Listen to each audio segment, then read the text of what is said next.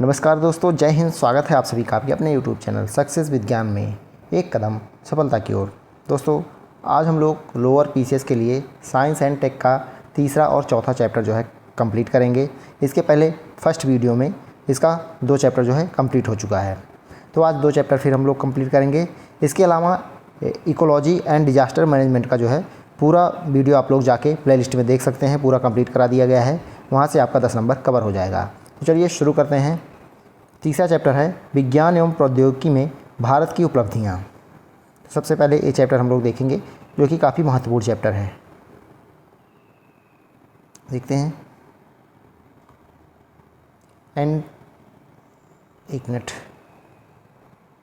Anti microbial resistant AMR के क्षेत्र में, तो एंटी माइक्रोबियल रेजिस्टेंस के क्षेत्र में, यानी इसको शॉर्ट फॉर्म में AMR बोलते हैं। तो क्या है इसके बारे में पहले देखते हैं। एंटी माइक्रोबियल रेजिस्टेंस के बारे में पहले देखेंगे।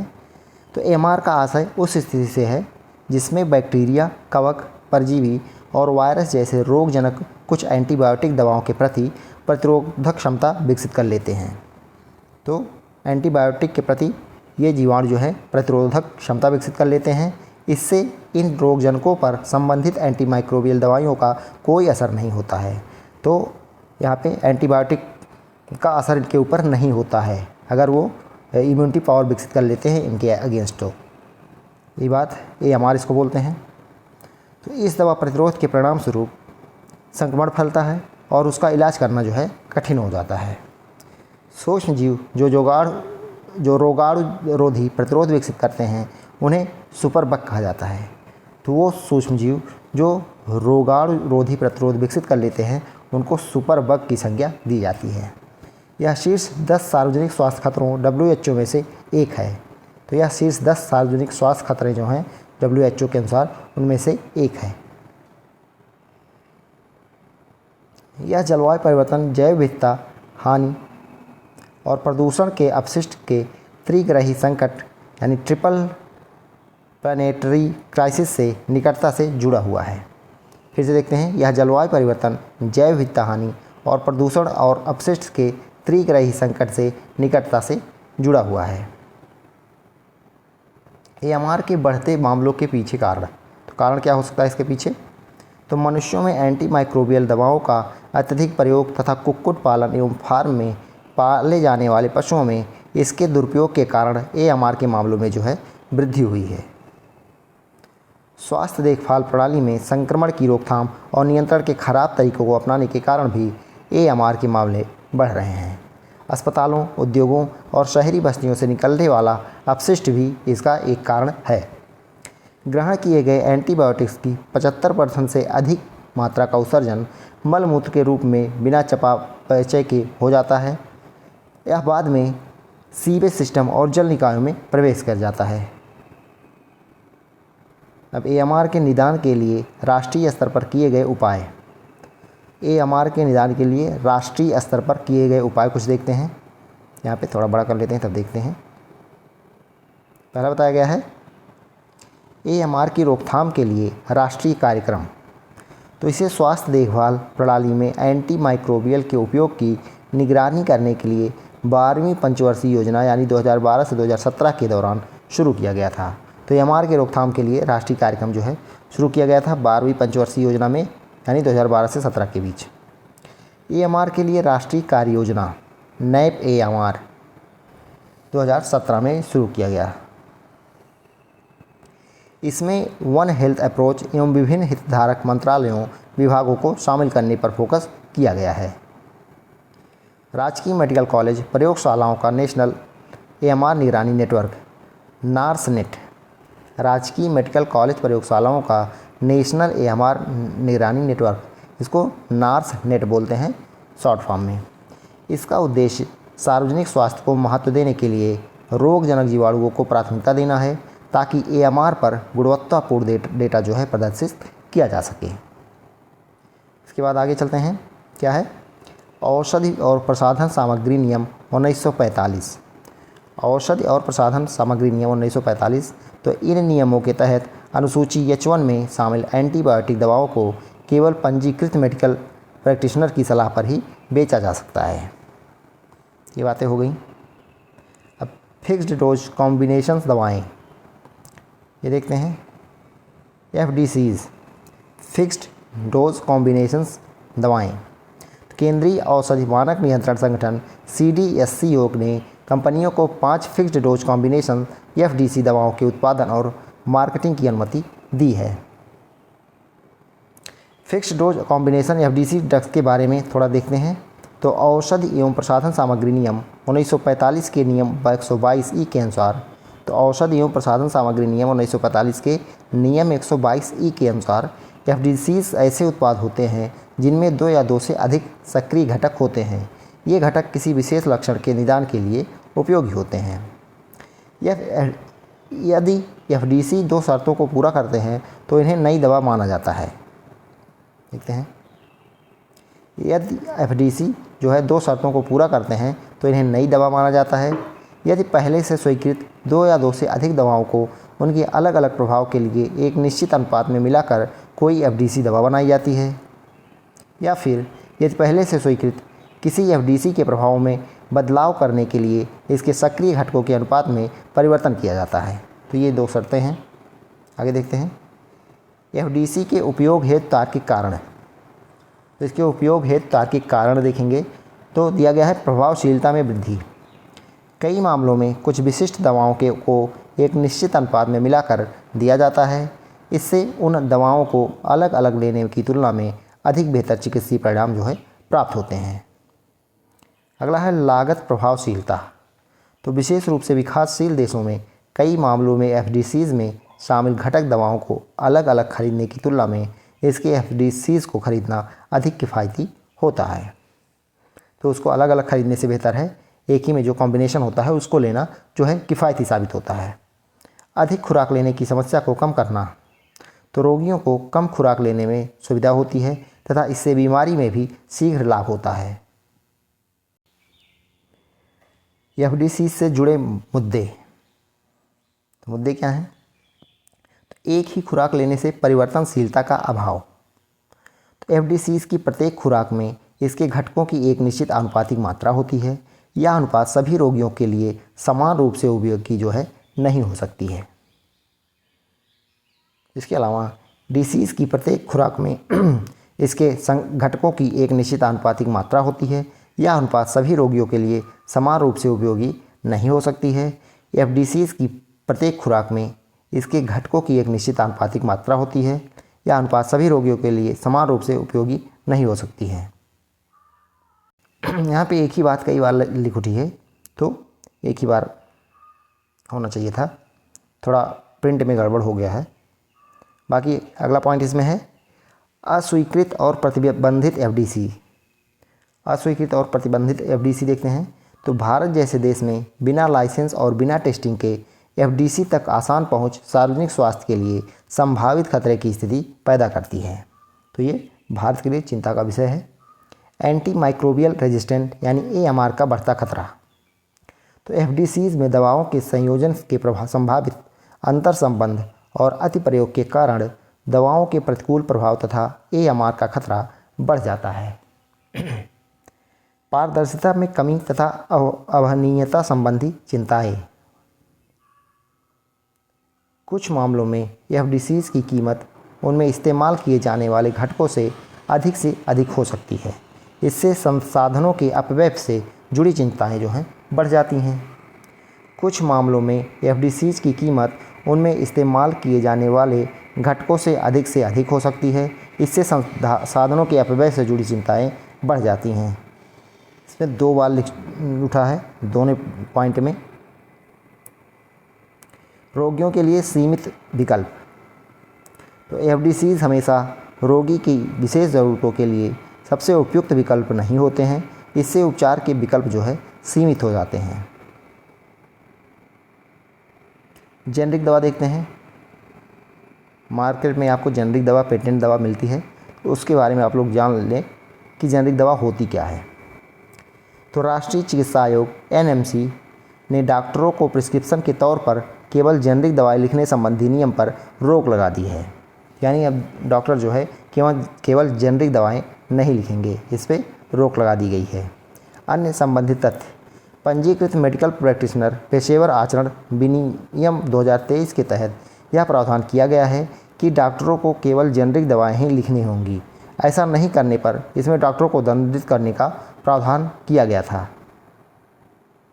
पहले किया गया था कि केवल जेनरिक दवाएं ही लिखनी होंगी, लेकिन अब ये नियम हटा दिया गया है। अब जेनरिक दवाओं के बारे में देखते हैं।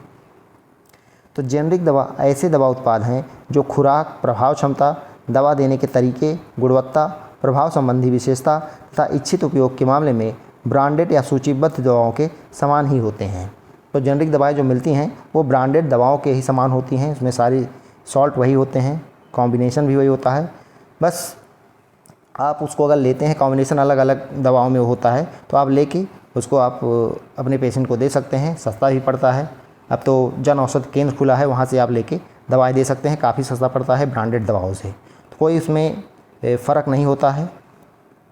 तो जेनरिक दवाएं काफ़ी अच्छी हैं गरीबों के लिए।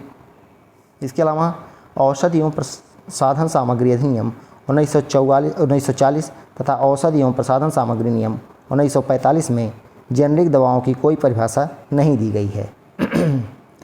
किसी ब्रांडेड दवा का पेटेंट समाप्त होने के बाद इसका जेनरिक दवा के रूप में विपणन किया जा सकता है। तो कोई जो ब्रांडेड दवाई जो होती है उसका पेटेंट कुछ साल के लिए होता है, 10 साल 20 के लिए, 10 साल या 20 साल के लिए। जब वो समाप्त हो जाता है तो कोई भी कंपनी जेनरिक दवा वही सॉल्ट के रूप में जेनरिक दवा बना सकती है। हालांकि भारतीय पेटेंट अधिनियम के तहत अनिवार्य लाइसेंस का प्रावधान किया गया है।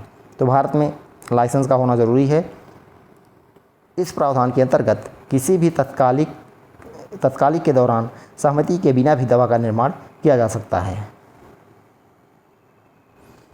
अगला है भारत के लिए जेनरिक दवा का महत्व। भारत के संदर्भ में देखते हैं जेनरिक दवा का क्या महत्व है। तो महत्वपूर्ण दवाओं की पहुंच और उपलब्धता में सुधार होता है। इसकी अपेक्षाकृत सस्ती कीमत के कारण स्वास्थ्य देखभाल लागत में कमी आ सकती है। अक्सर एक ही उत्पाद के लिए कई जेनरिक दवाओं को मंजूरी दे दी जाती है, जिससे प्रतिस्पर्धा पैदा होती है और कीमतें भी सस्ता होती हैं। वैश्विक स्तर पर जेनरिक दवा निर्यात में भारत की हिस्सेदारी जो है ये 20 से 22% है। निर्यात की बात हो रही है तो वैश्विक स्तर पर जेनरिक दवा निर्यात यानी एक्सपोर्ट में भारत की हिस्सेदारी 20 से 22% है। अब जेनरिक दवाओं को बढ़ावा देने के लिए शुरू की गई पहलें ये देखते हैं। तो दोस्तों जेनरिक दवा यूज करने में कोई दिक्कत नहीं है, आप लोग यूज कर सकते हैं, काफ़ी सस्ती होती हैं। गुणवत्तापूर्ण जेनरिक दवाएं और सर्जिकल सामग्री सुलभ कराने हेतु प्रधानमंत्री भारतीय जन औषधि परियोजना PMBJP। तो गुणवत्तापूर्ण जेनरिक दवाएं और सर्जिकल सामग्री सुलभ कराने हेतु प्रधानमंत्री भारतीय जन औषधि परियोजना जो है शुरू की गई है, जो कि काफ़ी अच्छी है। आप वहाँ पे जाके सस्ते रेट पे जेनरिक दवाएं ले सकते हैं।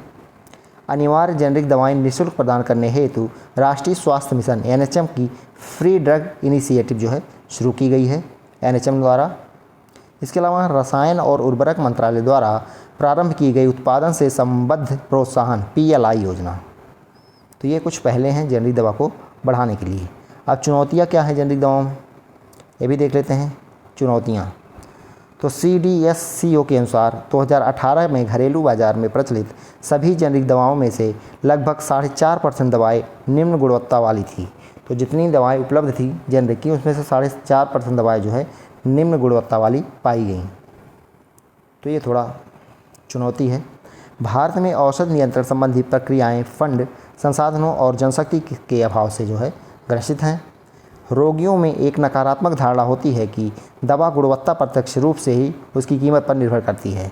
ये भी देखा जाता है कि हमारे यहाँ जो ज़्यादा महंगी दवा होगी तो लोग सोचेंगे वो ज़्यादा इफ़ेक्टिव है, ज़्यादा फ़ायदा करेगी, जबकि वही सस्ती रेट में वही सेम सॉल्ट आपको दें तो लगेगा कि ये तो नकली है, ये फ़ायदा नहीं करेगी। तो ये भी एक जो है धारणा होती है। इसके अलावा बड़ी फार्मेसी कंपनियां दवा एवं राजस्व पर अपना एक अधिकार बनाए रखने के लिए अनिवार्य चिकित्सीय प्रभावकारिता को बढ़ाए बिना दवाओं में मामूली सुधार करती हैं। तो ये भी एक चुनौती है। अंग और ऊतक प्रत्यारोपण, ऑर्गन एंड टिश्यू ट्रांसप्लांटेशन, इसके बारे में थोड़ा देखते हैं। तो राष्ट्रीय अंग और ऊतक प्रत्यारोपण संगठन नोटोक ने इंद्रप्रस्थ मेडिकल कॉरपोरेशन लिमिटेड के खिलाफ कैश फॉर डिकनी रैकेट के आरोप की जांच के आदेश दिए हैं। कैश फॉर डिकनी, यहाँ पे किडनी होना चाहिए, कैश फॉर किडनी रैकेट, यहाँ गलत लिख उठा है। कैश फॉर किडनी रैकेट के आरोप की जांच के आदेश दिए हैं। अंग और ऊतक प्रत्यारोपण के बारे में, तो अंग प्रत्यारोपण में सामान्यतः किडनी, लीवर, हृदय, फेफड़े, अग्न्याशय, आंत आदि का अंग जो है प्रत्यारोपण होता है। ऊतक प्रत्यारोपण में कॉर्निया, आँख, त्वचा, हड्डी, हृदय वाल्व और रक्त वाहिकाएँ आदि का प्रत्यारोपण जो है किया जाता है। ग्रहणशीलता में यह दानकर्ता और प्राप्तकर्ता की प्रतिरक्षा प्रणालियों के मध्य समानता के स्तर पर निर्धारित होती है। उदाहरण के लिए मानव ल्यूकोसाइट एंटीजन, HLA, रक्त समूह का मिलान आदि। तो HLA और ब्लड ग्रुप का जो है मिलान होता है। कानूनी फ्रेमवर्क, अंग प्रत्यारोपण को कानूनी मान्यता जो है प्रदान की गई है। इसे मानव अंग प्रत्यारोपण अधिनियम 1994 के तहत विनियमित किया जाता है। इसके अलावा 2011 में इस अधिनियम में संशोधन करके मानव ऊतकों को भी दान किए जाने योग्य अंगों की श्रेणी में शामिल कर दिया गया है। तो मानव ऊतकों को यानी टिश्यू को भी दान किए जाने योग्य अंगों की श्रेणी में शामिल कर दिया गया है।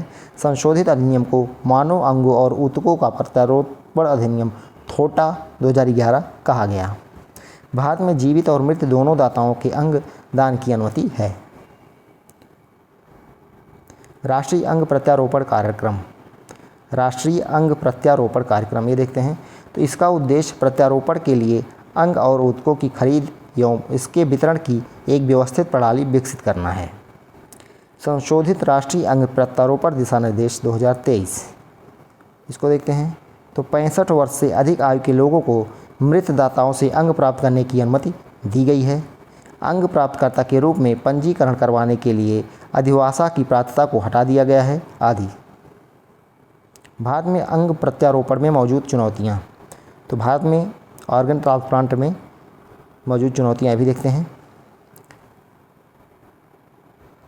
तो भारत में मृतक अंगदान की दर प्रति 10 लाख की जनसंख्या पर मात्र 0.52 है। तो भारत में मृतक अंगदान की दर जो है प्रति 10 लाख की जनसंख्या पर मात्र 0.52 है। यह स्पेन जैसे अन्य देशों की तुलना में बहुत कम है। स्पेन में यह स्तर 49.61 प्रति 10 लाख है, जो कि काफ़ी अच्छा है। स्वास्थ्य मंत्रालय के आंकड़ों के अनुसार दानदाताओं की संख्या मृतकों सहित 2014 में 6,916 से बढ़कर 2022 में लगभग 16,041 हो गई है। तो अगर 2014 से 2022 में तुलना करें तो 6,916 थी 2014 में, अब 2022 में बढ़ के 16,041 हो गई है। भारत में 1.5 से 2 लाख ज़रूरतमंद लोगों में से केवल 8,000 लोगों का किडनी ट्रांसप्लांट ही हो पाता है। तो ज़रूरतमंद तो हैं 1.5 से 2 लाख भारत में, लेकिन इनमें से केवल 8,000 लोगों का ही किडनी ट्रांसप्लांट हो पाता है। इसी प्रकार 80,000 में से 1,800 लोगों का यकृत प्रत्यारोपण यानी लीवर ट्रांसप्लांट और 10,000 में से 200 लोगों का हृदय प्रत्यारोपण हो पाता है। तो 1.5 से 2 लाख लोगों को जो है किडनी चाहिए होती है, उसमें से 8,000 लोगों का हो पाता है। 80,000 में से 1,800 लोगों का लीवर ट्रांसप्लांट और 10,000 में से केवल 200 लोगों का हार्ट ट्रांसप्लांट हो पाता है। चूँकि ब्रेन डेड को केवल थोटा 1994 में ही अंगदान के संबंध में परिभाषित किया गया है, इसका भारतीय दंड संहिता जन्म और मृत्यु पंजीकरण अधिनियम 1969 आदि में से कोई उल्लेख नहीं किया गया है। आगे देखते हैं, उभरते खतरों के लिए तैयारी और लचीलापन पहल, preparedness and resilience for emerging threats, PRET initiative. तो preparedness and resilience for emerging threat, PRET initiative, ये देखते हैं सुर्खियों में क्यों है। तो विश्व स्वास्थ्य संगठन WHO ने उभरते खतरों के लिए तैयारी और लचीलापन यानी प्रेट पहल जो है शुरू की है। तो किसके द्वारा प्रेट पहल शुरू की गई है? WHO द्वारा। प्रेट पहल के बारे में जानते हैं, तो इसके बारे में हम लोग जानते हैं। प्रेट रोग महामारी की तैयारी में सुधार करने के लिए एक अभिनव दृष्टिकोण है। प्रेट महामारी की तैयारी के लिए प्रासंगिक प्रणालियों और क्षमताओं के निम्नलिखित 3 स्तर जो है निर्धारित करता है। तो देख लेते हैं इसके बारे में। तो प्रेट जो है रोग महामारी की तैयारी में सुधार करने के लिए एक अभिनव दृष्टिकोण है। तो इसके बारे में थोड़ा देख लेते हैं जो दिया गया है। इसके अंतर्गत यह माना गया है कि समान प्रणालियों, क्षमताओं, ज्ञान और उपकरणों का लाभ उठाया जा सकता है और उन्हें महामारियों के संचरण के लिए तरीके जैसे श्वसन, वेक्टर जनित, खाद्य जनित आदि के आधार पर रोगजनकों के समूहों हेतु लागू किया जा सकता है। इसमें कोविड-19 महामारी और अन्य हालिया सार्वजनिक स्वास्थ्य आपात स्थितियों के दौरान साझा शिक्षण और सामूहिक कार्रवाई के लिए स्थापित नवीनतम उपकरण और दृष्टिकोण शामिल हैं। ये हो गया। अगला पॉइंट है, प्रेट महामारी की तैयारी के लिए प्रासंगिक प्रणालियों और क्षमताओं के निम्नलिखित 3 स्तर निर्धारित हैं। कौन कौन से? जो सभी या विविध खतरों के लिए क्रॉस कटिंग हैं, जो रोगजनकों के समूहों के लिए भी प्रासंगिक हैं और जो किसी एक रोगजनक के लिए विशिष्ट हैं। फिर से देख लेते हैं, 3 स्तर पर निर्धारित हैं। कौन कौन से? जो सभी या विविध खतरों के लिए क्रॉस कटिंग हैं, जो रोगजनकों के समूहों के लिए भी प्रासंगिक हैं, या फिर जो किसी एक रोगजनक के लिए विशिष्ट हैं। अगला है, प्रेट पहल अंतर्राष्ट्रीय स्वास्थ्य विनियमन यानी IHR के तत्वावधान में संचालित है। इसके बारे में बताया गया है। IHR को 2005 में स्थापित किया गया था। यह कानूनी रूप से बाध्यकारी समझौता है। यह दुनिया भर में संभावित लोक स्वास्थ्य आपात स्थितियों का पता लगाने और रिपोर्ट करने की क्षमता का निर्माण करता है। IHR उन क्षमताओं को निर्धारित करता है जिनकी देशों को प्रभावी ढंग से पता लगाने और प्रतिक्रिया देने में सक्षम होने के लिए आवश्यकता होती है। अब प्रेट के तकनीकी कार्यों को IHR की मूल क्षमताओं के साथ मैप किया गया है, जिन्हें स्वास्थ्य आपातकाल की तैयारी, प्रतिक्रिया और लचीलेपन यानी HEPR के 5 उप प्रणालियों के अनुसार समूहीकृत किया गया है। हो गया।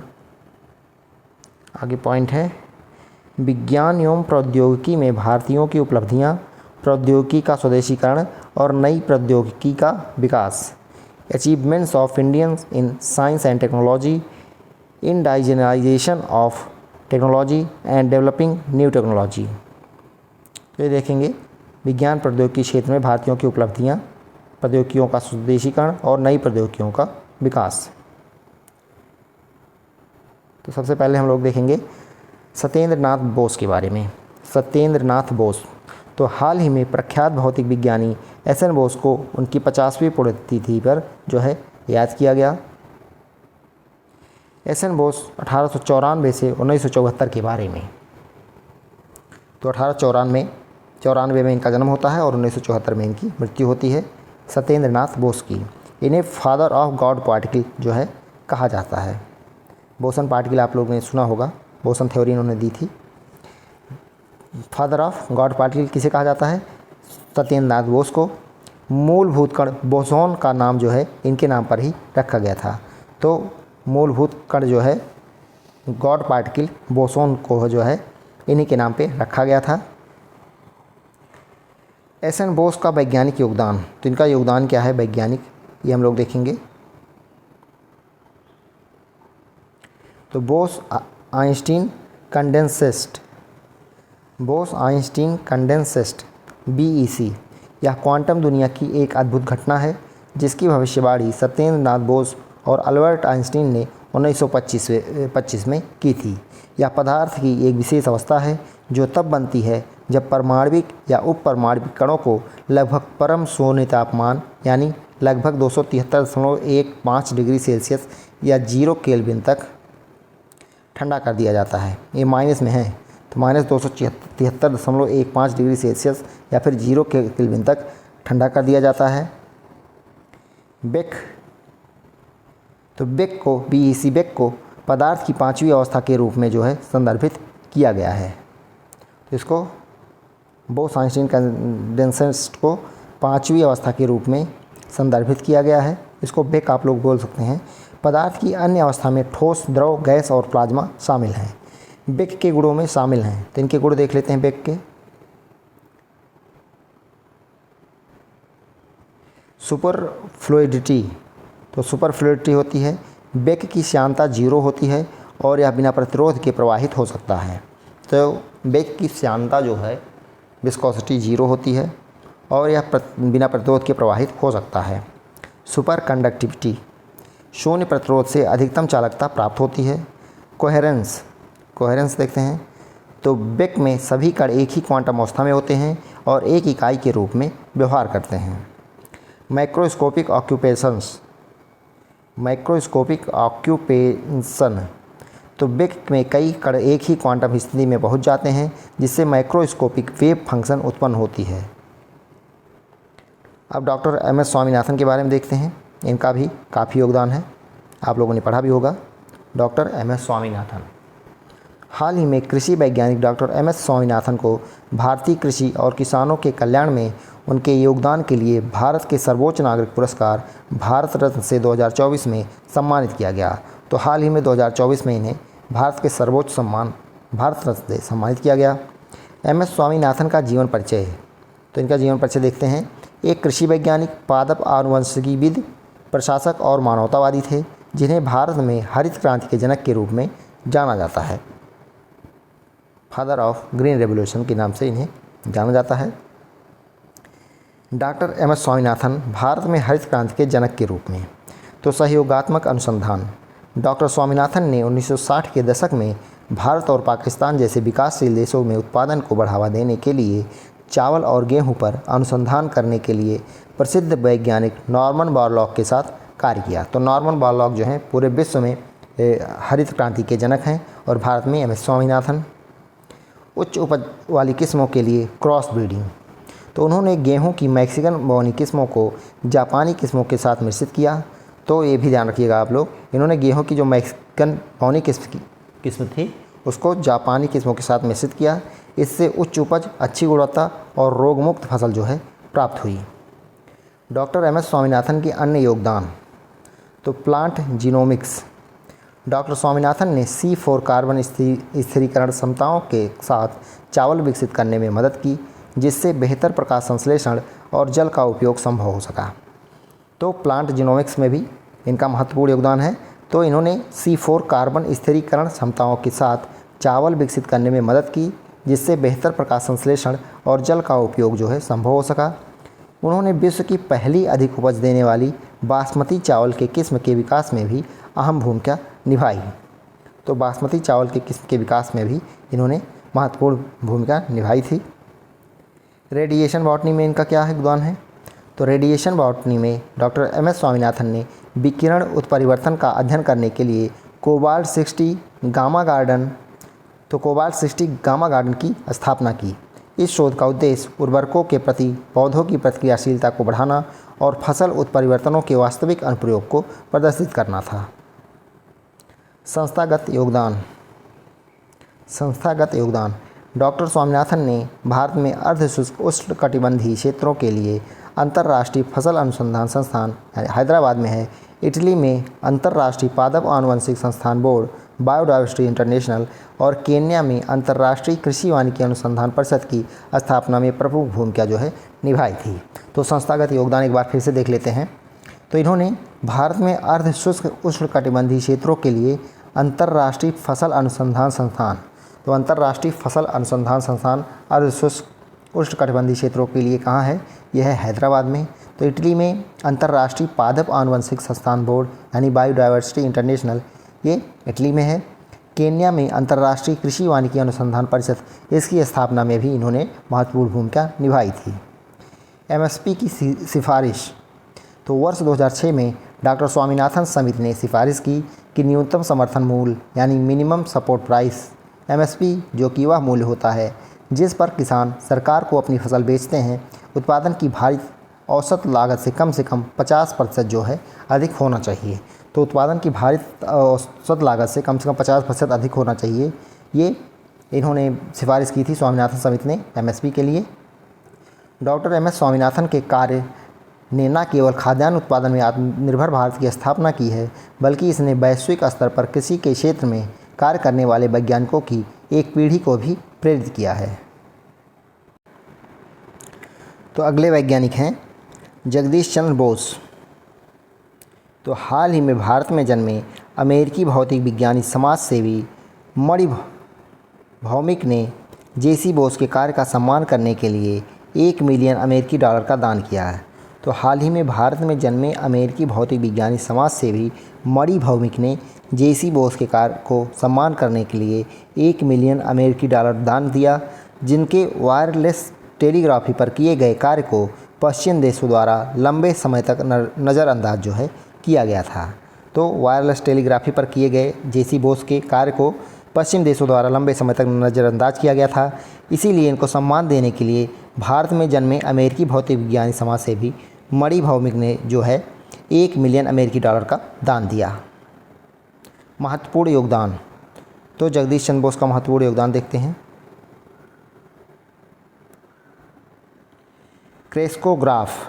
क्रेस्कोग्राफ एक उपकरण था जो पौधों में होने वाली वृद्धि को माप सकता था। यह पादप शरीर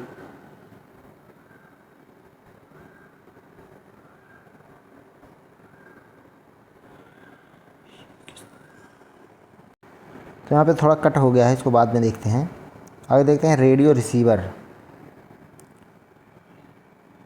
तो वर्ष 1895 में बोस ने एक रेडियो रिसीवर का निर्माण किया जो विद्युत की मदद से रेडियो तरंगों का पता लगा सकता था। यह पहली बार था जब भारत में रेडियो तरंगों का पता चला था। तो एक क्रेस्कोग्राफ का निर्माण हो गया और रेडियो रिसीवर। तो 1895 में बोस ने एक रेडियो रिसीवर का निर्माण किया जो विद्युत की मदद से रेडियो तरंगों का पता लगा सकता था।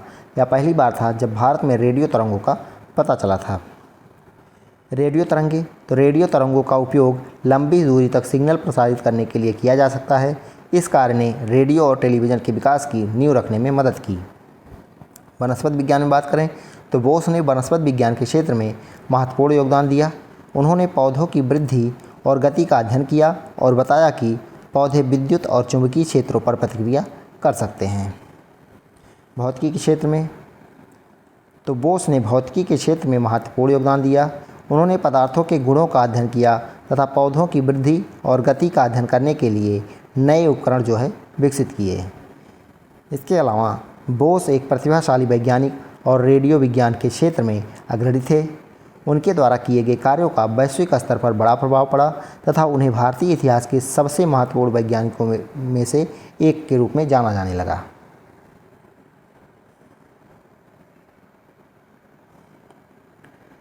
अब अगले वैज्ञानिक हैं चंद्रशेखर वेंकट रमन, जिन्होंने रमन इफेक्ट दिया था। तो चंद्रशेखर वेंकट रमन, CB रमन। रमन प्रभाव की खोज 28 फरवरी 1928 को हुई थी। तो रमन इफेक्ट की खोज 28 फरवरी 1928 को होती है।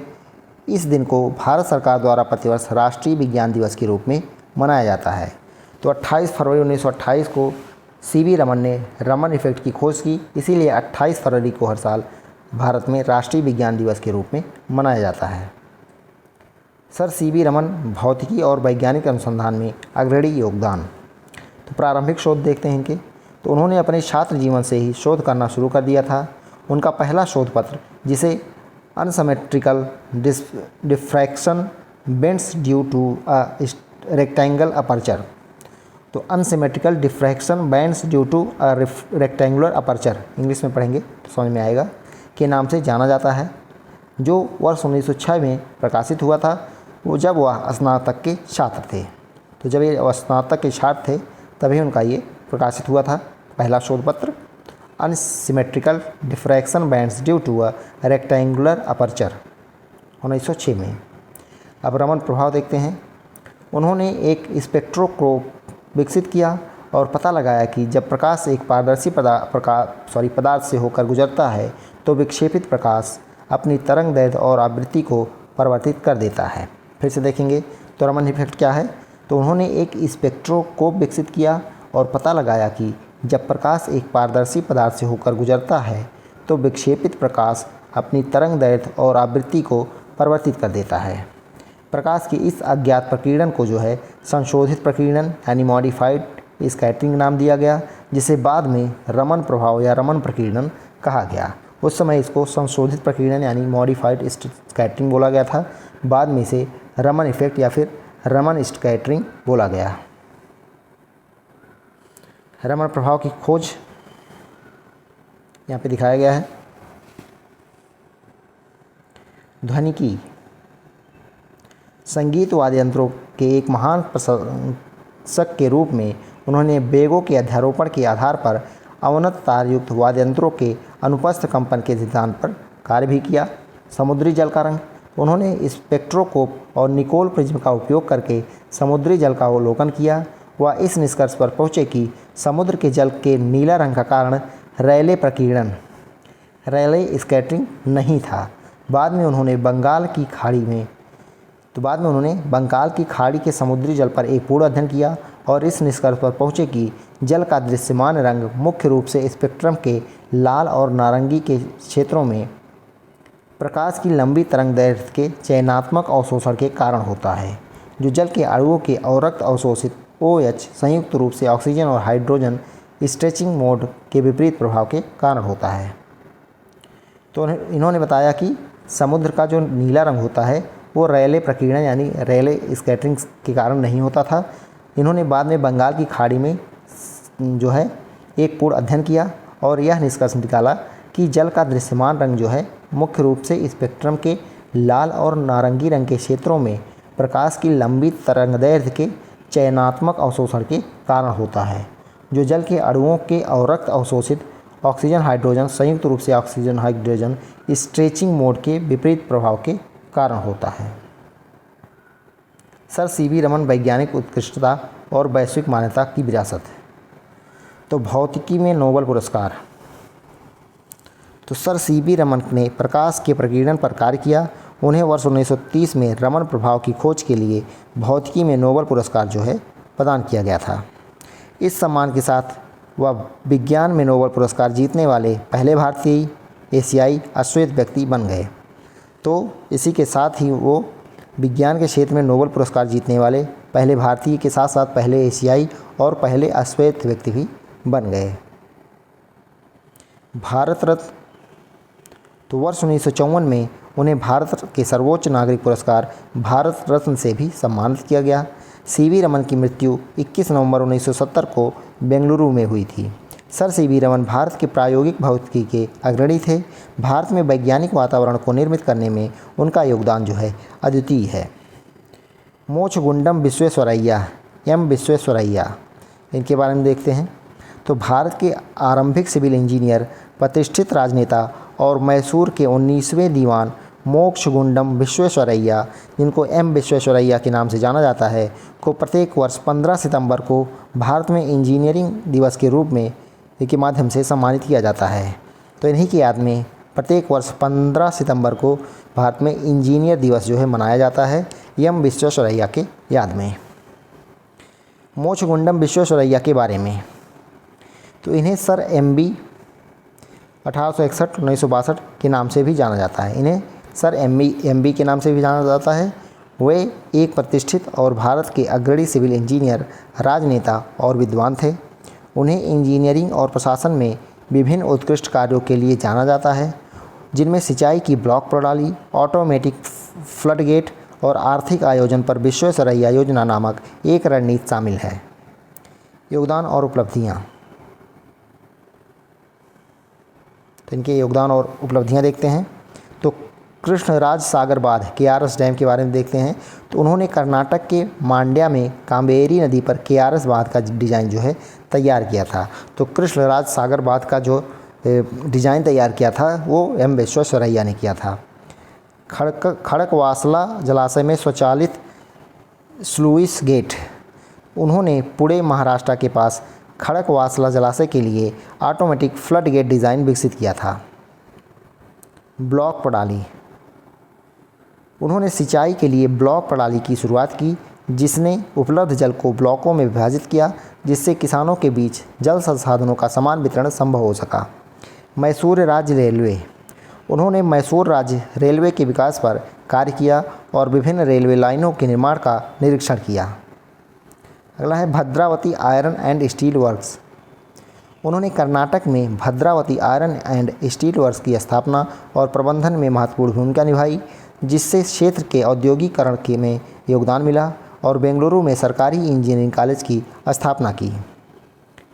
मोक्षगुंडम विश्वेश्वरैया पुरस्कार और सम्मान, तो knight commander of the order of the Indian empire KCIE, knight commander of the order of the Indian empire KCIE Visvesvaraya को वर्ष 1915 में किंग जॉर्ज पंचम द्वारा नाइट की उपाधि प्रदान की गई। और भारत रत्न की बात करें तो वर्ष 1955 में राष्ट्र के प्रति उनके असाधारण योगदान के लिए उन्हें भारत रत्न से सम्मानित किया गया। राष्ट्रीय अभियंता दिवस, तो उनके जन्मदिन 15 सितंबर को भारत में राष्ट्रीय अभियंता दिवस के रूप में मनाया जाता है। तो ध्यान रखिएगा, 15 सितंबर को भारतीय राष्ट्रीय अभियंता दिवस या फिर राष्ट्रीय इंजीनियर डे मनाया जाता है, नेशनल इंजीनियर डे 15 सितंबर को एम विश्वेश्वरैया के सम्मान में। हिग्स बोसॉन, हिग्स बोसॉन देखते हैं। तो हाल ही में नोबेल पुरस्कार विजेता भौतिक विज्ञानी पीटर हिग्स का निधन हो गया। पीटर हिग्स के बारे में देखते हैं। तो पीटर हिग्स ने 1964 में ब्रह्मांड में एक नए फील्ड के रूप में हिग्स फील्ड का सिद्धांत प्रस्तावित किया था। उनके अनुसार यह संपूर्ण ब्रह्मांड में मौजूद है और सभी मौलिक कणों का जो है द्रव्यमान प्रदान करता है। तो पीटर हिग्स ने 1964 में ब्रह्मांड में एक नए फील्ड के रूप में हिग्स फील्ड का जो है सिद्धांत प्रतिपादित किया। उनके अनुसार संपूर्ण ब्रह्मांड जो है ये मौजूद है संपूर्ण ब्रह्मांड में, यानी हिग्स जो है संपूर्ण ब्रह्मांड में विद्यमान है और सभी मौलिक कणों को द्रव्यमान प्रदान करता है। इसके अलावा उन्होंने एक नया मौलिक कण फंडामेंटल पार्टिकल्स हिग्स बोसॉन का विचार भी प्रस्तुत किया था। उनके इस विचार की पुष्टि 2012 में यूरोपीय परमाणु अनुसंधान संगठन सर्न के लार्ज हैड्रॉन कोलाइजर में टोरॉइडल LHC अपरेट्स और कॉम्पैक्ट म्यूऑन सोलेनॉइड CMS में किए गए एक्सपेरिमेंट से हुई। फिर से देखते हैं एक बार। तो उनके इस विचार की पुष्टि जो है 2012 में यूरोपीय परमाणु अनुसंधान संगठन सर्न के लार्ज हैड्रॉन कोलाइडर में टोरॉइडल LHC अपरेटस यानी एटलस और कॉम्पैक्ट म्यूऑन सोलेनॉइड CMS के में किए गए एक्सपेरिमेंट से हुई। इस खोज के बाद उन्हें 2013 में फिजिक्स का नोबेल पुरस्कार प्रदान किया गया था। हिग्स फील्ड और मौलिक कणों के द्रव्यमान के बीच संबंध। तो हिग्स फील्ड का सिद्धांत इस बात को उजागर करता है कि कणों का अपना कोई द्रव्यमान नहीं होता है और वे अपना द्रव्यमान हिग्स फील्ड के साथ अंतःक्रिया या परस्पर क्रिया करके हासिल करते हैं। तो हिग्स फील्ड का सिद्धांत ये बताता है कि कणों का अपना कोई द्रव्यमान नहीं होता, वे अपना द्रव्यमान जो है हिग्स फील्ड के साथ अंतःक्रिया या फिर परस्पर क्रिया करके हासिल करते हैं। हिग्स फील्ड और कण के बीच परस्पर क्रिया की तीव्रता कण के द्रव्यमान के स्तर को निर्धारित करती है। इसका मतलब है कि हिग्स फील्ड के साथ कण की परस्पर क्रिया जितनी प्रबल होगी, कण उतना ही भारी या उतना ही अधिक द्रव्यमान वाला होगा। हिग्स बोसॉन के बारे में, यह एक प्राथमिक या मौलिक कण है और इसे लोकप्रिय रूप से ईश्वरीय कण या गॉड पार्टिकल के रूप में जाना जाता है। यह बोसॉन एक प्रकार है जो बल को वहन करने वाला एक उपपरमाणविक यानी सम एटॉमिक कण है, सब एटॉमिक कण। अन्य बोसॉन में शामिल है फोटॉन या प्रकाश कण, वे विद्युत चुम्बकीय बल का वहन करते हैं, और ग्लूऑन, ये कण नाभिक में बल का वहन करते हैं। तो फोटॉन या प्रकाश कण जो है विद्युत चुम्बकीय बल का वहन करते हैं, जबकि ग्लूऑन जो है नाभिक में बल का वहन करते हैं। यह भी अन्य कणों के समान हिग्स फील्ड के साथ परस्पर क्रिया करके द्रव्यमान हासिल करता है। हिग्स बोसॉन का महत्व या प्रासंगिकता। हिग्स बोसॉन ने कण भौतिकी यानी पार्टिकल फिजिक्स के स्टैंडर्ड मॉडल के पूर्वानुमानों की पुष्टि की है। हिग्स बोसॉन के क्षय से जुड़े हालिया साक्ष्य स्टैंडर्ड मॉडल द्वारा बताए गए कणों के अलावा अन्य कणों के अस्तित्व का अप्रत्यक्ष प्रमाण प्रदान करते हैं। इसकी विशिष्ट विशेषताओं और गुणों के कारण यह डार्क मैटर को समझने में काफ़ी सहयोग कर सकता है। आगे देखते हैं सम्मान और पुरस्कार। तो पद्म विभूषण 1954 भारत का दूसरा सर्वोच्च नागरिक पुरस्कार को दिया गया। रॉयल सोसाइटी FRS के फेलो के रूप में 1958 में चुने गए। उनके सम्मान में नामित संस्थान SN बोस राष्ट्रीय मूलभूत विज्ञान केंद्र कोलकाता। तो सत्येंद्र नाथ बोस के नाम पे SN बोस राष्ट्रीय मूलभूत केंद्रीय विज्ञान केंद्र जो है कोलकाता में खोला गया। हिग्स बोसॉन में उनका नाम जो है भौतिकी में बोसॉन शब्द के माध्यम से सदा के लिए अंकित हो गया है। तो हिग्स के साथ मिलकर इन्होंने हिग्स बोसॉन जो है ये दिया था। सत्येंद्र नाथ बोस की विरासत वैश्विक विज्ञान में भारत के योगदान का एक विशिष्ट जो है उदाहरण है। उनका सैद्धांतिक अंतर्दृष्टि ने क्वांटम भौतिकी को उत्प्रेरित किया, जिसने अंततः आधुनिक प्रौद्योगिकी का और अनुसंधान को बदल दिया। बोस आइंस्टीन सांख्यिकी का शताब्दी समारोह न केवल उनके काम का सम्मान करता है, बल्कि विज्ञान और प्रौद्योगिकी के क्षेत्र में भारत की ऐतिहासिक भूमिका की याद दिलाता है। LHC लार्ज हैड्रॉन कोलाइडर, इसके बारे में थोड़ा देखते हैं। तो यह विश्व का सबसे बड़ा और सबसे शक्तिशाली कण त्वरक या पार्टिकल एक्सेलरेटर है। इसे 2008 में जिनेवा के निकट सर्न में स्थापित किया गया है। प्रकाश की गति के करीब गति पर पार्टिकल बीम्स LHC के अंदर आपस में टकराती हैं। LHC परियोजना का प्राथमिक लक्ष्य बिग बैंग मॉडल के अनुसार ब्रह्मांड के प्रारंभिक क्षणों में उत्पन्न हुई चरम स्थितियों को पुनः निर्मित करके पदार्थ की मौलिक संरचना को समझना है। उपग्रह आधारित टोल संग्रहण प्रणाली, satellite based toll collection system. Bharat सरकार राष्ट्रीय राजमार्गों पर global navigation satellite system GNS पर आधारित इलेक्ट्रॉनिक टोल कलेक्शन ETC प्रणाली का पायलट टेस्ट करने की योजना बना रही है। अन्य संबंधित तथ्य, इसे फास्टैग के साथ एक अतिरिक्त सुविधा के रूप में लागू किया जाएगा। गौरतलब है कि जनवरी 2021 से देश में सभी वाहनों के लिए फास्टैग को जो है अनिवार्य कर दिया गया था। GNSS आधारित टोल संग्रहण के बारे में, तो कार्यप्रणाली, तो यह किसी वाहन की स्थिति को ट्रैक करने और तय की गई दूरी के आधार पर टोल एकत्र करने के लिए उपग्रह आधारित इमेजिंग का उपयोग करता है। मुख्य घटक क्या है? तो ऑनलाइन बोर्ड यूनिट OBU वाहनों द्वारा राजमार्गों पर तय की गई दूरी को मापने के लिए एवं टोल की गणना करने के लिए वाहन में GNSS आधारित डिवाइस लगाया जाता है। Automatic number plate reader ANPR कैमरे, तो इन कैमरों को वाहनों की नंबर प्लेट को पहचानने और टोल के पैसे काटने के लिए राजमार्गों पर लगाया जाएगा। ANPR, तो ANPR जो है एक ऐसी तकनीक है जो वाहन के रजिस्ट्रेशन नंबर को पहचानने के लिए रजिस्ट्रेशन प्लेट की इमेज पर ऑप्टिकल कैरेक्टर रिकॉग्निशन का उपयोग करती है। इससे वाहन को लोकेशन का पता भी चल जाता है। लाभ, तो इससे लाभ क्या है? तो यह राजमार्ग पर टोल बूथ या प्लाजा बनाने की ज़रूरत को कम करता है। इससे ट्रैफिक जाम कम होता है।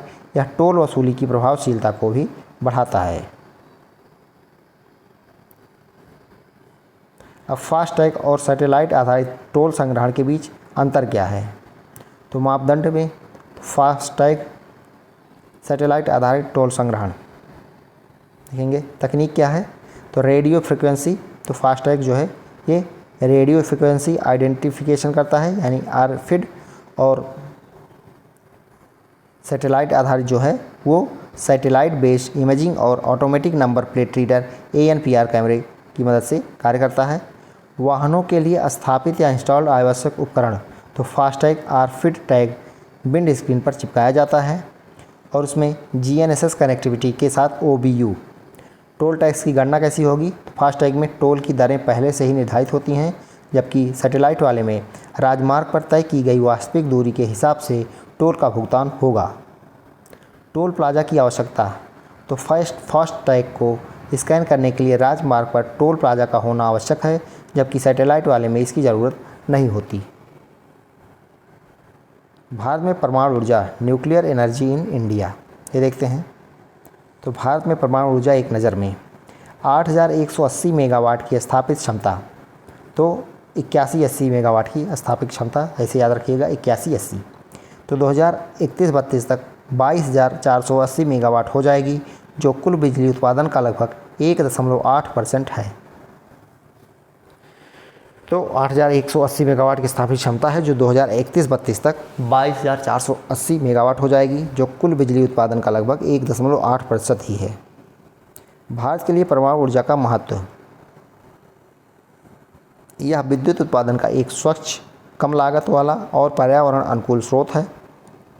यह नेट जीरो एमिशन इकोनॉमी के लक्ष्य को पूरा करने हेतु देश के एनर्जी ट्रांजिशन में मदद करेगा। जीरो नेट एमिशन इकोनॉमी होगा, इकोनॉमी लिख रहा है यहाँ पे। साथ ही परमाणु संयंत्र पिंक हाइड्रोजन का भी उत्पादन कर सकता है। तो परमाणु संयंत्र जो है पिंक हाइड्रोजन का भी उत्पादन कर सकता है। परमाणु प्रौद्योगिकियों के शांतिपूर्ण उपयोग को बढ़ावा देने के लिए वैश्विक परिदृश्य में एक मजबूत असैन्य परमाणु क्षेत्रक आवश्यक है। पहले इनिशिएटिव्स, तो IAEA के सुरक्षोपायों के तहत कई देशों के साथ ईंधन आपूर्ति अनुबंध किए गए हैं और घरेलू स्रोतों से ईंधन आपूर्ति में वृद्धि की जा रही है। परमाणु क्षति के लिए नागरिक दायित्व CLND अधिनियम और भारतीय परमाणु बीमा पूल के निर्माण से संबंधित मुद्दों का समाधान कर दिया गया है। परमाणु ऊर्जा अधिनियम में संशोधन किया गया है ताकि सार्वजनिक क्षेत्र की कंपनियों के संयुक्त उद्यमों को परमाणु ऊर्जा से संबंधित परियोजनाएं स्थापित करने में सक्षम बनाया जा सके। सक्रिय प्रशासन तथा प्रगति प्लेटफॉर्म के सामयिक कार्यान्वयन की सहायता से परमाणु ऊर्जा से जुड़ी हुई परियोजनाओं की निगरानी में सुधार हुआ है। परमाणु प्रौद्योगिकी के क्षेत्र में प्रशिक्षण के लिए वैश्विक परमाणु ऊर्जा साझेदारी केंद्र की स्थापना की गई है। तो परमाणु प्रौद्योगिकी के क्षेत्र में प्रशिक्षण के लिए वैश्विक परमाणु ऊर्जा साझेदारी केंद्र की स्थापना की गई है। अगला पॉइंट है फास्ट ब्रीडर रिएक्टर। तो हाल ही में तमिलनाडु के कलपक्कम में मद्रास परमाणु ऊर्जा संयंत्र में भारत के पहले स्वदेशी prototype fast breeder reactor PFBR के में कोर लोडिंग प्रक्रिया शुरू की गई थी। अन्य संबंधित तथ्य, तो परमाणु रिएक्टर के कोर में परमाणु ईंधन डालने को ही कोर लोडिंग कहा जाता है। तो कोर लोडिंग क्या है? तो परमाणु रिएक्टर के कोर में परमाणु ईंधन डालने को कोर लोडिंग कहा जाता है।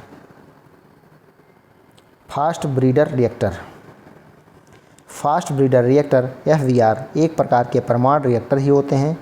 इन रिएक्टर्स में बिजली पैदा करने के दौरान अत्यंत तीव्र वाले न्यूट्रॉन की मदद से खपत की तुलना में अधिक परमाणु ईंधन का उत्पादन किया जाता है।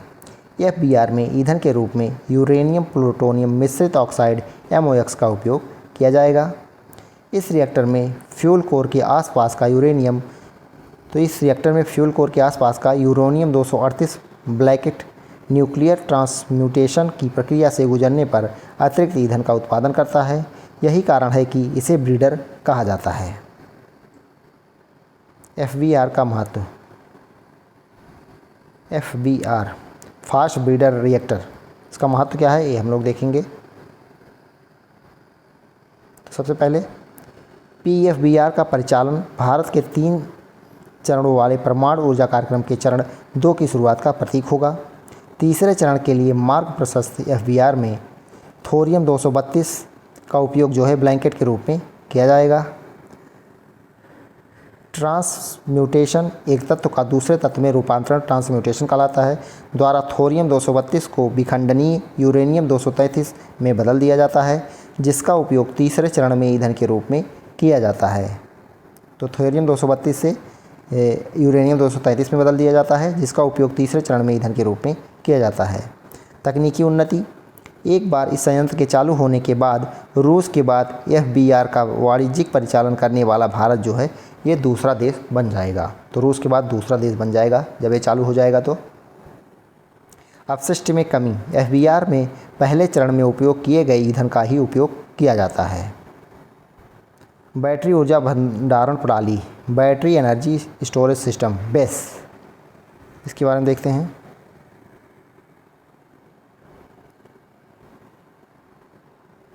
हाल ही में solar energy corporation of India limited SECI ने छत्तीसगढ़ में भारत का सबसे बड़ा BESS चालू किया। BESS यानी battery energy storage system. Battery ऊर्जा भंडारण प्रणाली यानी BESS के बारे में, तो यह एक प्रकार की विद्युत रासायनिक भंडारण प्रणाली है। इसके तहत बिजली को भंडारित करने के लिए अलग अलग विद्युत रासायनिक अपक्रियाओं का उपयोग किया जाता है। विद्युत ऊर्जा भंडारण के प्रकारों के लिए इन्फोग्राफिक देखें। तो अभी आगे देखेंगे। ऊर्जा क्षेत्र में ऊर्जा भंडारण प्रणाली यानी ESS के कई उपयोग हैं। इसका उपयोग या तो स्वतंत्र रूप से किया जा सकता है या फिर उत्पादन, प्रेषण और वितरण के विभिन्न स्तरों पर भी इसका उपयोग किया जा सकता है। अब बेस के प्रकार देखते हैं। बेस के प्रकार, तो स्टैंडर्ड नॉन फ्लो बैटरियाँ, स्टैंडर्ड यानी नॉन फ्लो बैटरियाँ, इसमें इलेक्ट्रोलाइट में डूबी हुई प्लेटों यानी इलेक्ट्रोड में के युग्म होते हैं। इन दोनों प्लेटों को अलग अलग करने के लिए इनके बीच कुछ अलग सामग्री होती है। इसके उदाहरण कौन कौन से हैं? तो स्टैंडर्ड यानी नॉन फ्लो बैटरियों का उदाहरण lead acid PVA battery, nickel cadmium battery, lithium ion battery, sodium sulphur battery, ये स्टैंडर्ड बैटरी या फिर नॉन फ्लो बैटरी के उदाहरण हो गए। अब फ्लो बैटरी देखते हैं। फ्लो बैटरी, इसमें इलेक्ट्रॉनों के प्रवाह को नियंत्रित करने के लिए इलेक्ट्रोलाइट के टैंक और मेम्ब्रेन का उपयोग किया जाता है। तो इलेक्ट्रोलाइट के टैंक और मेम्ब्रेन का उपयोग किया जाता है। साथ ही इसमें इलेक्ट्रोलाइट के प्रवाह को नियंत्रित करने के लिए पंप का उपयोग भी किया जाता है। तो इसके उदाहरण क्या है फ्लो बैटरी का? तो इसमें रेडक्स फ्लो बैटरी RFB और hybrid flow battery HFB। Base के घरेलू विनिर्माण की आवश्यकता, तो बेस के घरेलू विनिर्माण की आवश्यकता क्या है? तो आर्थिक देखेंगे तो इससे बैटरी सेल के आयात में कमी आएगी और खनन क्षेत्र का विकास भी होगा। तो ये आर्थिक फायदे हो गए। बाकी सामाजिक की बात करें तो इससे कौशल विकास कार्यक्रमों, इंक्यूबेशनल सेंटर्स और उद्यमिता के लिए जो है अवसर भी बढ़ेंगे। पर्यावरण की बात करें तो पंचामृत लक्ष्यों की घोषणा UNFCCC के COP26 के दौरान की गई थी। अन्य की बात करें तो इससे ग्रिड स्थिरता में सुधार होता है, अधिक मांग के समय ऊर्जा की कमी की समस्या दूर करने में सहायक आदि ये इसके फायदे हैं। भारत में बेस के लिए आरंभ की गई पहलें, तो बेस के लिए भारत में आरंभ की गई पहलें क्या हैं, इनिशिएटिव क्या हैं? तो विद्युत मंत्रालय MOP ने जनवरी 2022 में ऊर्जा भंडारण प्रणालियों यानी ESS को जनरेटर, ट्रांसमिशन या डिस्ट्रीब्यूशन घटक के रूप में कानूनी दर्जा जो है प्रदान किया है।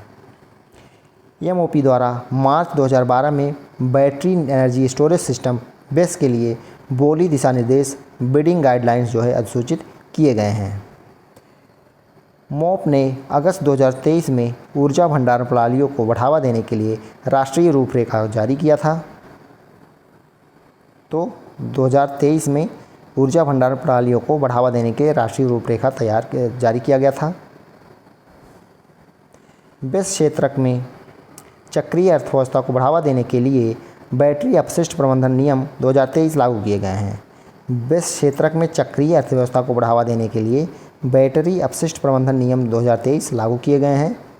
अब देखते हैं सोडियम आयन बैटरी। तो दक्षिण कोरियाई वैज्ञानिकों ने केवल कुछ सेकंड्स में चार्ज की जाने वाली सोडियम आयन बैटरी जो है विकसित की है।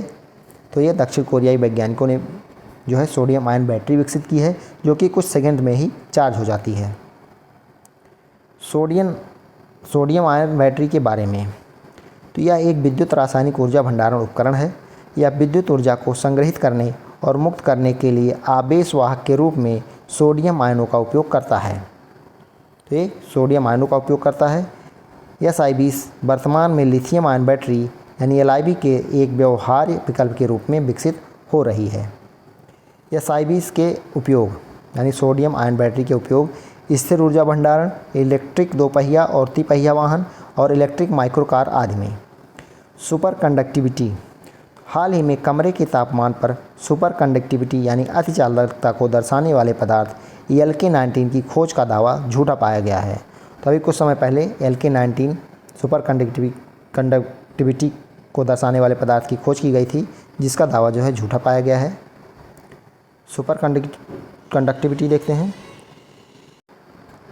तो सुपर कंडक्टिविटी है क्या, देख लेते हैं। तो सुपर कंडक्टिविटी एक ऐसी परिघटना है जिसमें कुछ पदार्थ क्रांतिक तापमान यानी कि क्रिटिकल टेम्परेचर से नीचे ठंडा होने पर शून्य विद्युत प्रतिरोध यानी अर्थात बिना किसी प्रतिरोध के विद्युत धारा का प्रवाह और पूर्ण प्रतिचुंबकत्व का गुण दर्शाते हैं।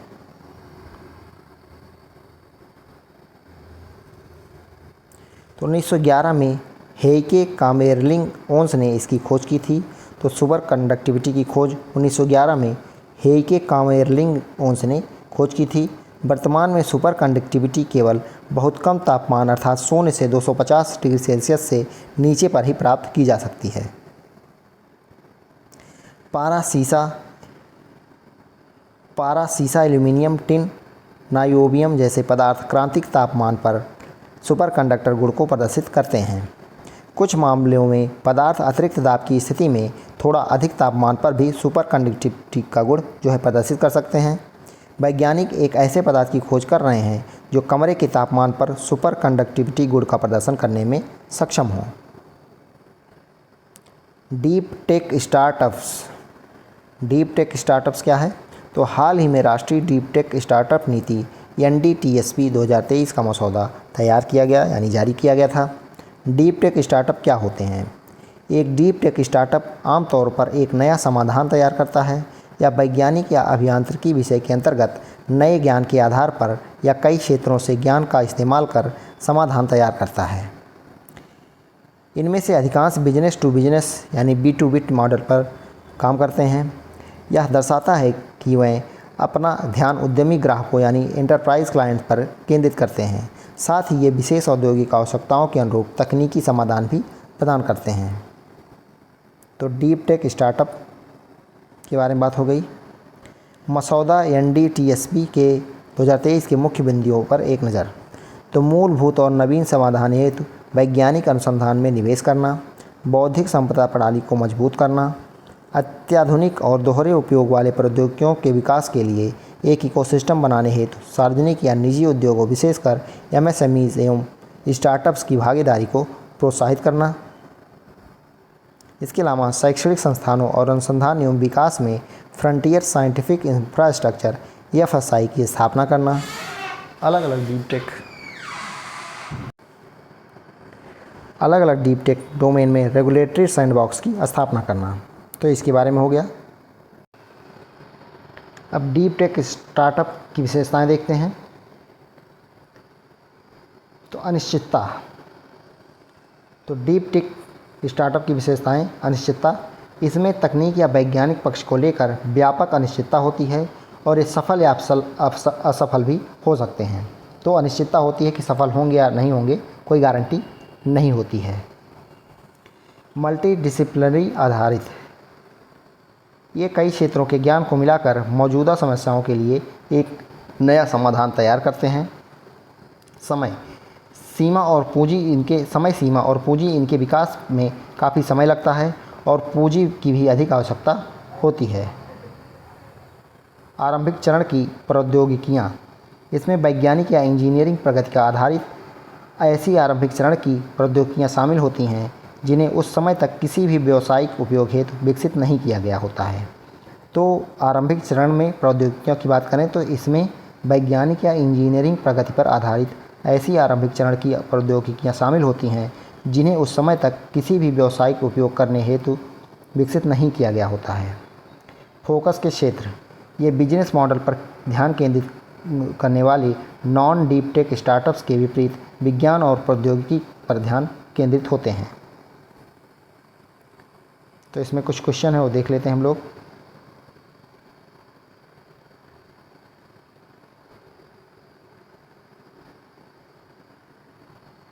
पहला क्वेश्चन है, भारत ने चंद्रयान 3 मिशन के सफल लैंडिंग के साथ चंद्रमा के दक्षिणी ध्रुव पर लैंडिंग करने वाला पहला देश बनकर कब विश्व में इतिहास रचा? तो 23 अगस्त 2023 को ये लैंडिंग हुई थी। तो 23 याद रखिए, 23 अगस्त 2023। मंगल ग्रह पर पहुंचने वाला पहला भारतीय मिशन कौन सा है? तो ये मंगलयान है। भारत का स्वदेशी नेविगेशन सिस्टम कहलाता है। तो भारत का स्वदेशी नेविगेशन सिस्टम जो है वो नाविक है, IRNSS। तो नाविक आप लोग याद रखिएगा। भारत ने एक साथ कितने उपग्रहों का रिकॉर्ड प्रक्षेपित PSLV C-37 द्वारा किया था? तो भारत ने एक साथ कई उपग्रहों का रिकॉर्ड प्रक्षेपण PSLV C-37 द्वारा किया था। तो कितने उपग्रहों का? तो 104 उपग्रहों का एक साथ प्रक्षेपण किया था PSLV C-37 द्वारा। भारत का पहला मानव अंतरिक्ष मिशन किस नाम से जाना जाता है। तो पहला मानव अंतरिक्ष मिशन भारत का वो गगनयान नाम से जाना जाता है। भारत ने परमाणु परीक्षण स्माइलिंग बुद्धा कब किया था? परमाणु परीक्षण स्माइलिंग बुद्धा जो भारत ने किया था 1974 में किया था। ऑप्शन ए यहाँ पे करेक्ट हो जाएगा। पोखरण 2 परमाणु परीक्षण भारत ने कब किए थे? तो पोखरण 2 जो है परमाणु परीक्षण भारत में 11 से 13 मई 1998 में किया गया था। कब? 11 से 13 मई 1998। भारत की पहली स्वदेशी क्रायोजेनिक इंजन किस रॉकेट में सफलतापूर्वक उपयोग हुई थी? तो GSLV Mk 300 में। भारत की पहली स्वदेशी क्रायोजेनिक इंजन जो है GSLV Mk 3 रॉकेट में सफलतापूर्वक उपयोग हुई थी। भारत में कोविड-19 वैक्सीन कोवैक्सीन किस संस्था द्वारा विकसित की गई थी? तो ये भारत बायोटेक द्वारा। भारत का पहला सुपर कंप्यूटर परम सिद्धि AI किस क्षेत्र में उपयोगी है? तो भारत का पहला सुपर कंप्यूटर परम सिद्धि AI किस क्षेत्र में उपयोगी है? तो AI और हाई परफॉर्मेंस कंप्यूटिंग, मौसम पूर्वानुमान, अंतरिक्ष अनुसंधान, तो ये सभी हो जाएगा। सत्येंद्र नाथ बोस ने किस सिद्धांत की खोज की जिसे बोस आइंस्टीन सांख्यिकी कहा जाता है? तो बोसॉन कड़की, बोसॉन पार्टिकल। CV रमन को नोबेल पुरस्कार किस खोज के लिए दिया गया है? तो रमन इफेक्ट के लिए। ऑप्शन यहाँ पे करेक्ट हो जाएगा। भारत में शून्य की अवधारणा किसने विकसित की थी? तो शून्य की अवधारणा जो विकसित की थी वो आर्यभट्ट ने। महर्षि सुश्रुत को किस क्षेत्र में फादर ऑफ सर्जरी कहा जाता है? तो शल्य चिकित्सा के क्षेत्र में। भारत की पहली स्वदेशी सबमरीन INS अरिहंत किस क्षमता से लैस है? तो भारत की पहली स्वदेशी सबमरीन INS अरिहंत किस क्षमता से लैस है? तो परमाणु त्रयी न्यूक्लियर ट्रायड से लैस है। तो चैप्टर ख़त्म हुआ। अब आज एक और चैप्टर हम लोग करेंगे, प्रौद्योगिकी का स्वदेशीकरण। ये चौथा चैप्टर है, ये देखेंगे, छोटा सा चैप्टर है। तो प्रौद्योगिकी का स्वदेशीकरण। आधुनिक दुनिया में प्रगति को गति देने में प्रौद्योगिकी एक महत्वपूर्ण घटक है। विभिन्न देश सैन्य, आर्थिक और बुनियादी ढांचे के क्षेत्र में सर्वश्रेष्ठ संसाधनों के लिए जमकर प्रतिस्पर्धा करते हैं। परिणाम स्वरूप दुनिया भर के वह सरकारें जो अपने देश को सफल देखना चाहती हैं प्रौद्योगिकी के स्वदेशीकरण और नई प्रौद्योगिकियों की ओर रुख करने को उच्च प्राथमिकता देती हैं। तो इसमें भारत भी अब शामिल हो गया है। तो प्रौद्योगिकी के स्वदेशीकरण से तात्पर्य क्या है ये देखते हैं। ऑक्सफोर्ड डिक्शनरी के अनुसार स्वदेशीकरण वह प्रक्रिया है जिसके द्वारा किसी वस्तु को स्थानीय आबादी के नियंत्रण, अधिकार या प्रभाव में लाया जाता है। मूल रूप से इसका अर्थ है आयातित वस्तु के स्थान पर घरेलू स्तर पर उत्पादित वस्तु का उपयोग करना। ये स्वदेशीकरण हो गया। स्वदेशीकरण शब्द का तात्पर्य आयातित वस्तु को घरेलू स्तर पर उत्पादित वस्तु से प्रतिस्थापित करने से है। यानी जो आयात हो रहा है, इंपोर्ट हो रहा है, वो चीज़ें अपने देश में ही बनाई जाएं। इसका यह अर्थ नहीं है कि घरेलू स्तर पर उत्पादित वस्तु आयातित वस्तु की हूबहू नकल है। ये चीज़ें हैं। हालांकि कार्यात्मक रूप से समान होने के बावजूद इसमें अधिक आधुनिक, ऊर्जा कुशल, कॉम्पैक्ट और भरोसेमंद पुर्जे और उपसंयोजन शामिल हो सकते हैं जो आयातित या घरेलू स्तर पर उत्पादित हो सकते हैं। भारत को विनिर्माण क्षमताओं को बढ़ाने और अधिक रोजगार के अवसर पैदा करने के उद्देश्य से वर्ष 2014 में मेक इन इंडिया पहल शुरू की गई थी। तो मेक इन इंडिया पहल भारत में कब शुरू की गई? 2014 में। इसी उद्देश्य से इस कार्यक्रम का मुख्य उद्देश्य इलेक्ट्रॉनिक्स, सूचना एवं संचार प्रौद्योगिकी, रक्षा, अंतरिक्ष और परिवहन सहित प्रौद्योगिकी के स्थानीयकरण यानी स्वदेशीकरण को प्रोत्साहित करना था। प्रौद्योगिकी के स्वदेशीकरण का महत्व। तो महत्व क्या है? किसी विकासशील अर्थव्यवस्था के विकसित अर्थव्यवस्था बनने के लिए स्वदेशीकरण की प्रक्रिया आवश्यक होती है। वैश्वीकरण के बढ़ने के साथ साथ द्विपक्षीय संबंधों के माध्यम से अन्य देशों के उपयोग के लिए अधिक से अधिक व्यक्ति और भौतिक संसाधन उपलब्ध हो रहे हैं। परिणाम स्वरूप देश विकास के लिए अपने संसाधनों का पूर्ण उपयोग करने में विफल रहता है। प्राकृतिक संसाधनों का उपयोग करना कम खर्चीला और सरल होता है। स्वदेशीकरण न केवल अपने आप में एक तकनीकी उपलब्धि है बल्कि भारतीयों के मनोबल को भी काफ़ी बढ़ाती है। आखिरकार नई तकनीकों का निर्माण नवाचार पर ही निर्भर करता है। अंतर्राष्ट्रीय स्तर पर किसी देश का महाशक्ति के रूप में विकास विकास जो है विज्ञान और प्रौद्योगिकी पर ही आधारित होता है। तो अंतर्राष्ट्रीय स्तर पर किसी देश की महाशक्ति बनने का जो क्रम है वो विज्ञान और प्रौद्योगिकी पर आधारित होता है। तीव्र अंतर्राष्ट्रीय प्रतिस्पर्धा के परिणाम स्वरूप विज्ञान निरंतर विकसित होता रहता है और इसने समय के साथ साथ नौकरियों को आसान और अधिक कुशल बनाया है। इसलिए स्वदेशी प्रौद्योगिकी का उपयोग ही राष्ट्रीय हितों की रक्षा करने और अन्य देशों को हमारे देश की सूचनाओं तक पहुंचने से रोकने का एकमात्र तरीका है। इससे स्वदेशी लोगों को अपने देशों और क्षेत्रों में सुरक्षा का महत्व मिलता है। प्रौद्योगिकी के स्वदेशीकरण के लाभ। तो विदेशी प्रौद्योगिकी के सफल स्वदेशीकरण के कई रूप हो सकते हैं। सबसे पहले इसका महत्वपूर्ण मनोवैज्ञानिक और सामाजिक आर्थिक प्रभाव पड़ता है। स्वदेशी विकास के परिणाम स्वरूप नागरिकों में स्वतंत्रता और उपलब्धि की भावना जो है विकसित होती है। इसके अतिरिक्त यह विनिर्माण और अन्य सेवा क्षेत्रों में उपलब्ध नौकरियों की श्रेणी का विस्तार करता है। साथ ही स्वदेशीकरण के बाद समान गुणवत्ता वाले उत्पादों की उत्पादन लागत आयातित प्रौद्योगिकी की तुलना में कम भी होती है। इसके अलावा देश की विज्ञान और प्रौद्योगिकी संस्कृति को स्वदेशी लोगों द्वारा भी बढ़ावा दिया जाता है। यदि हमें प्रौद्योगिकी पर पूर्ण स्वायत्तता प्राप्त हो और हम इसे प्रभावी रूप से अपनी कह सकें तो अनुसंधान और विकास का दायरा बहुत विस्तृत हो जाता है, जिससे विभिन्न संस्थान नवाचार के नाम पर नई पहल करने के लिए प्रोत्साहित होते हैं। इसके अलावा केवल स्थानीय लोगों को ही स्थानीय वातावरण में मशीन के सुचारू रूप से कार्य करने के लिए आवश्यकताओं और आदर्श कैलिब्रेशन की पूर्ण समझ होती है। स्थानीय लोग प्रौद्योगिकी का बेहतर उपयोग कर सकते हैं और अपनी विशिष्ट आवश्यकताओं और इच्छाओं के अनुरूप संबंधित क्षेत्र की उत्पादकता बढ़ा सकते हैं। भारतीय अर्थव्यवस्था के विभिन्न क्षेत्रों में प्रौद्योगिकी का स्वदेशीकरण। तो भारतीय अर्थव्यवस्था का विकास 5 चरणों में हुआ है। ये देखते हैं 5 चरणों में हुआ है। तो प्रथम चरण का प्राथमिक लक्ष्य प्रासंगिक बुनियादी ढांचे का निर्माण करना था। तो प्रथम चरण का जो प्राथमिक लक्ष्य था प्रासंगिक बुनियादी ढांचे का निर्माण करना। दूसरे, तीसरे और चौथे चरण का प्राथमिक लक्ष्य स्वदेशी प्रौद्योगिकी का पुनर्संरचना और उपयोग एवं अनुप्रयोग था। तो पहले चरण का प्राथमिक लक्ष्य तो प्रासंगिक बुनियादी ढांचे का निर्माण करना, दूसरे, तीसरे, चौथे चरण का जो है प्राथमिक लक्ष्य स्वदेशी प्रौद्योगिकी का पुनर्संरचना और उपयोग एवं अनुप्रयोग था। चौथे चरण का लक्ष्य आर्थिक उदारीकरण की ओर बढ़ाना था और पाँचवें चरण का लक्ष्य जो है आर्थिक रूप से उदारीकृत देश में विज्ञान और प्रौद्योगिकी का उन्नति करना था। तो पाँचवें में क्या था? पाँचवें चरण का प्राथमिक लक्ष्य जो था आर्थिक रूप से उदारीकृत देश में विज्ञान और प्रौद्योगिकी की उन्नति करना था। चौथे में आर्थिक उदारीकरण की ओर बढ़ना था। पाँचवें में आर्थिक रूप से उदारीकृत देश में विज्ञान और प्रौद्योगिकी की उन्नति करना था। आगे देखते हैं। भारत में प्रौद्योगिकी विकास के क्षेत्र। भारत में प्रौद्योगिकी विकास के क्षेत्र।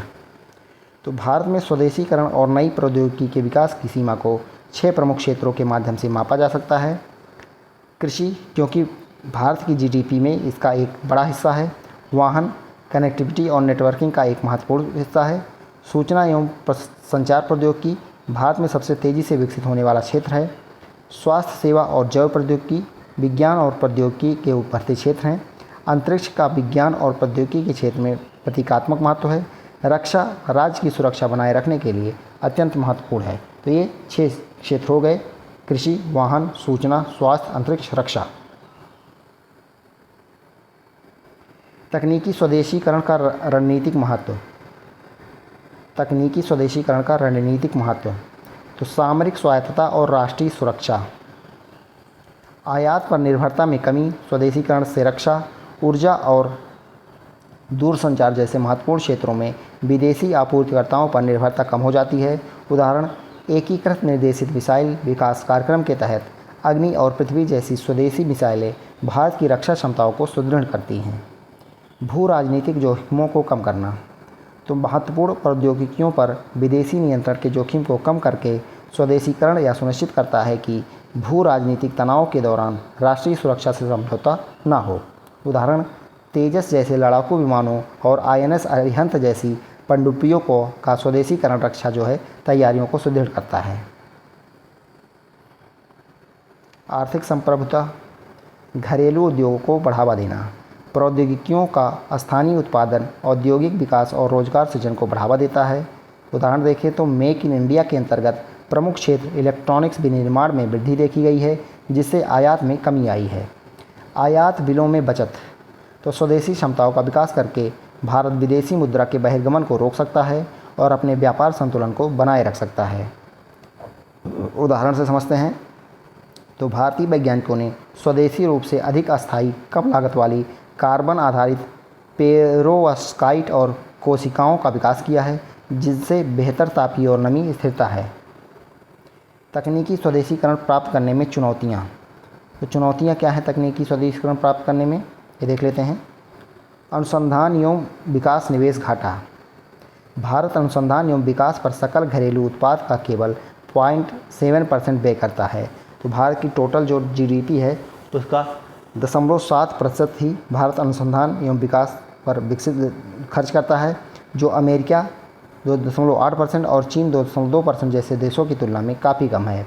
जहां अमेरिका अनुसंधान पर 2.8% खर्च करता है जीडीपी का और चीन 2.2%, जबकि भारत केवल 0.7% ही खर्च करता है। कौशल की कमी, अनुमान है कि वित्त वर्ष 2026 के अंत तक भारत को 30-32 मिलियन लोगों की संभावित कौशल कमी का सामना करना पड़ेगा, विशेष रूप से अत्याधुनिक क्षेत्रों जैसे कि एआई, सेमीकंडक्टर और जैव प्रौद्योगिकी में, जो प्रकृति में बाधा उत्पन्न करती हैं। तो कौशल की कमी भी है भारत में। महत्वपूर्ण आयातों पर निर्भरता, सेमीकंडक्टर जैसे विदेशी निर्मित घटकों पर अत्यधिक निर्भरता आत्मनिर्भरता को सीमित करती है। भारत अपने 95% सेमीकंडक्टर चीन, ताइवान, दक्षिण कोरिया और सिंगापुर जैसे देशों से आयात करता है। तो 95% सेमीकंडक्टर भारत जो है चीन, ताइवान, दक्षिण कोरिया और सिंगापुर जैसे देशों से आयात करता है। नीति और पारिस्थितिकी तंत्र में अंतराल, तो शिक्षा, उद्योग और सरकार के बीच कमज़ोर संबंध नवाचार एवं प्रौद्योगिकी अंतरण की गति को धीमा कर देते हैं। ये कुछ चुनौतियाँ हो गई स्वदेशीकरण के। अब इस पर कुछ प्रश्न देख लेते हैं, उसके बाद अगले वीडियो में करेंगे हम लोग। प्रौद्योगिकी के स्वदेशीकरण का मुख्य उद्देश्य क्या है? तो विदेशी निर्भरता कम करना और आत्मनिर्भरता प्राप्त करना, तो यही सही हो जाएगा। आत्मनिर्भर भारत की घोषणा कब की गई थी? आत्मनिर्भर भारत अभियान की घोषणा कब की गई थी? आत्मनिर्भर भारत, तो ये 12 मई 2020 को। मेक इन इंडिया अभियान कब शुरू किया गया था? तो 2014 में, यहाँ पे डेट भी दी गई है, तो 25 सितंबर 2014 को मेक इन इंडिया अभियान शुरू किया गया था। भारत का पहला स्वदेशी वाहन पोत कौन सा है? भारत का पहला स्वदेशी विमान वाहक पोत ये INS विक्रांत है। भारत का पहला स्वदेशी विमान वाहक पोत INS विक्रांत। इसरो द्वारा विकसित चंद्रयान 3 मिशन स्वदेशीकरण का उदाहरण है। यह मिशन किस वर्ष सफल हुआ? चंद्रयान 3 जो है 2023 में 23 अगस्त को ये लैंड किया था। सृजन पहल का संबंध किससे है? सृजन पहल, तो ये संबंध है रक्षा वस्तुओं के स्वदेशीकरण से। सृजन, तो ये चैप्टर ख़त्म हुआ। अब अगली बार हम लोग ये करेंगे अगले वीडियो में। तब तक के लिए चैनल पर बने रहें और इकोलॉजी जिसने अभी तक नहीं देखी है तो प्ले लिस्ट में जाके देख लीजिए। बाकी साइंस टेक का भी प्ले लिस्ट बना दिया जाएगा, वहाँ से आपको मिल जाएगा। और आप अगर इसका PDF चाहते हैं तो टेलीग्राम चैनल सब्सक्राइब कर लीजिए, वहाँ से आपको इसका PDF मिल जाएगा। धन्यवाद, जय हिंद।